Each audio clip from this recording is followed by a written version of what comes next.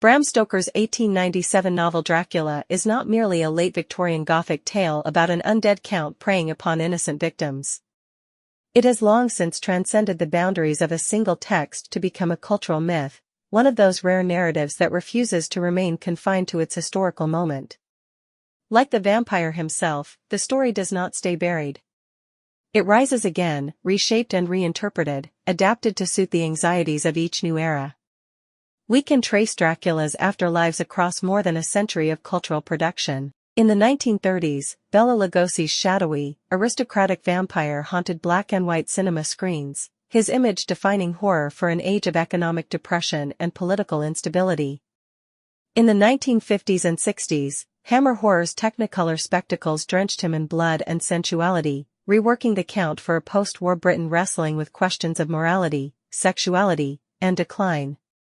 The 1990s offered lush, romanticized epics that emphasized passion and tragedy, resonating with an era fascinated by psychological interiority and postmodern retellings. Even as recently as 2020, Netflix revived the Count as a sharp, ironic, almost self-aware villain, a figure who could mock his own legacy while still terrifying audiences accustomed to binge-watching.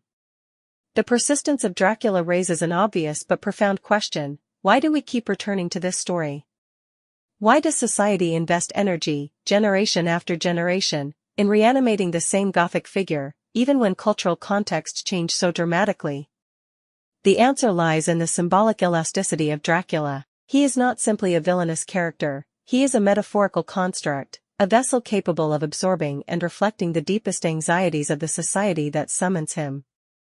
From the late 19th century onward, he has embodied fears of contagion, degeneration, reverse colonization, forbidden sexuality, and cultural invasion.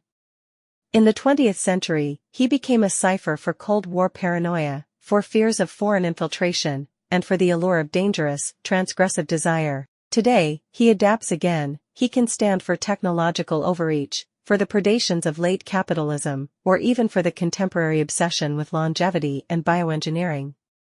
Dracula survives because he transforms. This adaptability points to a larger function of myth and classic literature and culture. Texts like Dracula endure not only because they entertain, but because they operate as mirrors, reflecting, distorting, and refracting the cultural fears and desires of those who engage with them. The Gothic mode, in particular, has always thrived on this process. It translates the intangible, dread, repression, uncertainty, into tangible figures, haunted landscapes, and monstrous beings. Dracula, more than almost any other Gothic figure, condenses those anxieties into a single, haunting form.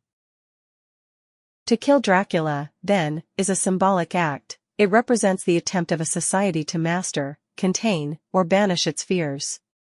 But the act never lasts. The vampire, by his very nature, resists final death, and so too does the cultural work he performs. Each new resurrection allows him to embody new anxieties, to address new questions, to stage new dramas of fear and desire. This cycle of death and resurrection is what grants Dracula his cultural immortality. He is not bound to Stoker's pages, nor to any single historical meaning. He is a myth in motion, a dynamic narrative that persists precisely because it never means only one thing. To study Dracula, therefore, is not simply to study a novel or a character, but to study the way cultures articulate, negotiate, and project their fears across time. And so, every generation kills him, drives the stake, burns the body, scatters the ashes. But the next generation inevitably brings him back, finding in the Count's pale face and bloodthirsty hunger a reflection of its own hidden concerns. Dracula endures because we need him. His story, ultimately, is our story, the story of how we use narrative to face the fears that never truly die.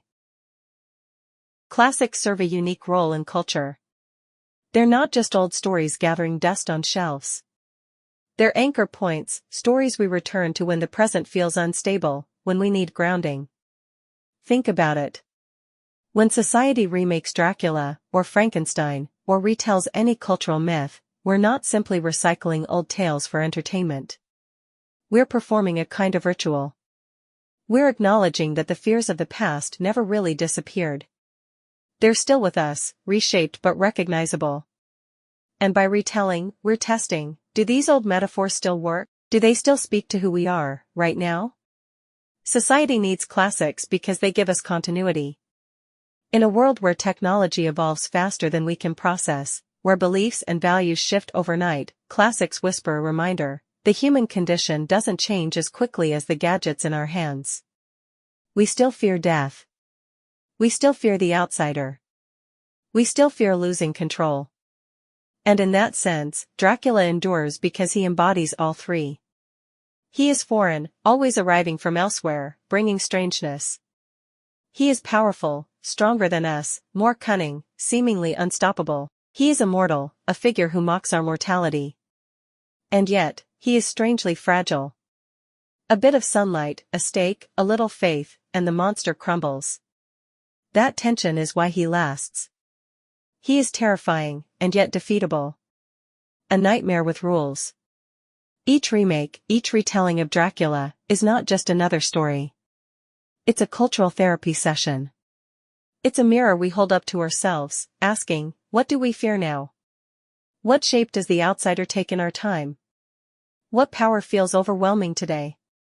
Classics are not relics. They are living texts, endlessly reborn because we need them. They remind us that though the costumes change, though the fears wear new masks, the struggle at the heart of being human remains the same. That's why we go back. That's why we retell. And that's why, even in the age of endless novelty, the classics endure. So, what does Dracula actually mean as a metaphor? When Bram Stoker first gave us The Count in 1897, he wasn't just writing a horror story. He was giving shape to his society's deepest fears.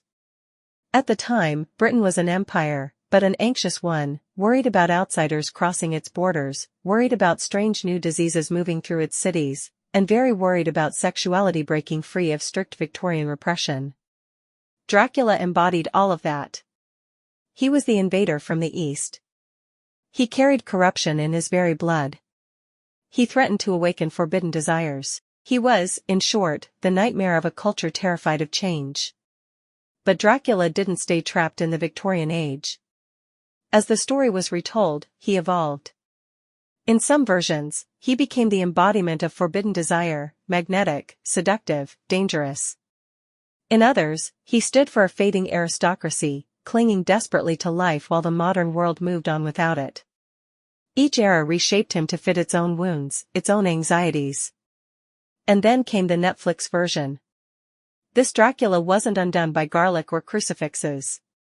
His real weakness was something much more human, his fear of death. Suddenly, the vampire wasn't just a predator. He was a mirror of us. Of our culture's obsession with extending life, with outsmarting mortality, with refusing to accept that everything must end. In this light, Dracula stops being just a Gothic villain. He becomes a reflection of our own refusal to let go. And that's why Dracula endures. He is endlessly adaptable. More than a monster, he's a metaphor. Invasion, disease, desire, power, death, whatever a society most fears, Dracula can embody it. That's the secret of his immortality. He isn't just a story about a vampire. He's a story about us. Some people ask, why keep remaking the classics? Why not create new monsters, new myths, new legends entirely? It's a fair question. After all, we live in a world overflowing with imagination. Why return again and again to the same stories? The answer is simple: remakes aren't laziness. They're rituals. Every time a story is retold, it's not just recycled. It's reborn. A remake is a conversation between the past and the present, between what a myth once meant, and what it still means today. Think of it like lighting a candle from another flame. The fire is ancient, but the light is brand new. That's why adaptations shift and evolve. Take Dracula, for example. In Bram Stoker's novel, he haunted Gothic castles and moonlit carriage rides. But in the Netflix version, he stalks modern-day London. That change isn't just a flashy creative twist. It's a statement. It tells us, Dracula doesn't belong to the 19th century. He belongs wherever we are now. Because monsters never really die. They migrate. They shapeshift. They follow us into each new century, carrying our fears along with them. And that's the true power of remakes. They prevent classics from turning into museum pieces, locked behind glass. They keep the metaphor alive. A vampire is never just a vampire. A monster is never just a monster. They're metaphors for what we fear, what we desire, what we can't explain. And those fears change. In one era, Dracula was about the fear of foreigners invading British shores. In another, he was about forbidden sexuality, or disease, or power. Today, maybe he's about surveillance, technology, or the way old systems prey on us in new disguises. Every retelling reveals not just the story's past, but our present. What we keep, what we change, what we emphasize, it says more about us than about the tale itself. So when we remake a classic, we're not just entertaining ourselves. We're asking, what do we fear now? What do we long for now? What ghosts from the past still walk among us? That's why remakes matter. Not because they repeat the old, but because they allow the old to speak again. And sometimes, what the old stories whisper in a new voice, is exactly what we need to hear. So, why does society need classics like Dracula? Because classics are undead stories. They refuse to die because we refuse to let them. We keep resurrecting Dracula not just because he's entertaining, but because he's useful. He's a cultural tool, a way of processing fear, mortality, and desire. Each adaptation isn't just a remake, it's a reinvention, an act of translation between one generation and the next. That's the metaphor behind the remake. Dracula never dies because our fears never die. And as long as we're human, afraid of death, tempted by power, haunted by the unknown, Dracula will keep rising from the grave. So maybe the real horror isn't that Dracula keeps coming back. Maybe the real horror is that we still need him.